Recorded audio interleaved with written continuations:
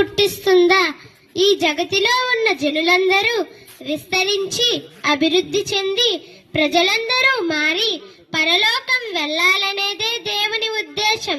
దేవుడు ఈ ఉద్దేశంతోనే ఈ లోకంలో ఉన్న వారందరికీ గర్భఫలాన్నిస్తున్నాడు.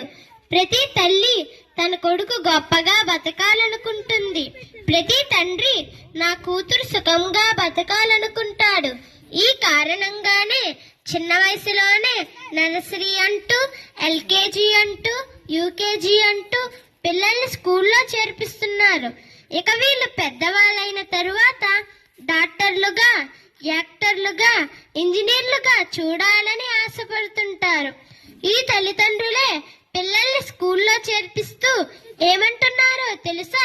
నీవు చదువుకోకపోతే దేనికి పనికిరావని, చదువు రాకపోతే బతుకు వేస్ట్ అని పెంచుకుంటున్న వీళ్ళను చూసి దేవుడు ఏమన్నాడో ఒకసారి బైబిల్లో చూడండి. 1 కొరింథీయులకు రాసిన పత్రిక 3వ అధ్యాయం 19వ వచనం చూచినట్లయితే, 1 కొరింథీయులకు రాసిన పత్రిక 3వ అధ్యాయం 19వ వచనం చూచినట్లయితే, ఈ లోక జ్ఞానం దేవుడు వెర్రితనంగా చేసి ఉన్నాడు. అంటే వీళ్ళు వెర్రి నేర్చుకుంటున్నారు అన్నాడు దేవుడు.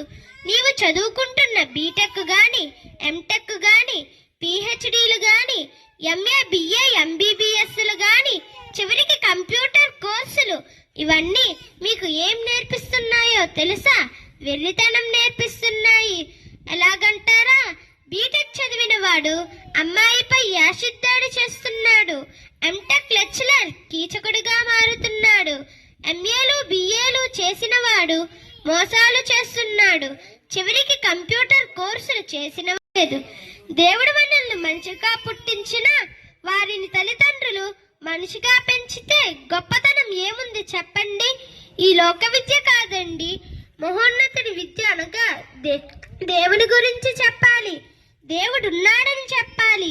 ఆయనే నీ తండ్రిని చెప్పాలి. ఇదే నిజ జీవిత లక్ష్యం అని బోధించి మీ పిల్లల్ని దేవునికి ఇవ్వాలి. అలా ఇచ్చిన నాడు మీ పిల్లలు గొప్పవాళ్ళు, గొప్ప జ్ఞానవంతులు, ప్రపంచాన్నే తల కిందులు చేసి వెర్రి జ్ఞానానికి బుద్ధి చెప్పే క్రైస్తవులు. కాబట్టి ఈ లోక విద్యను అనుసరింపక మహోన్నతమైన విద్యను అభ్యసించాలని కోరుకుంటున్నాను. అందరికీ వందనం.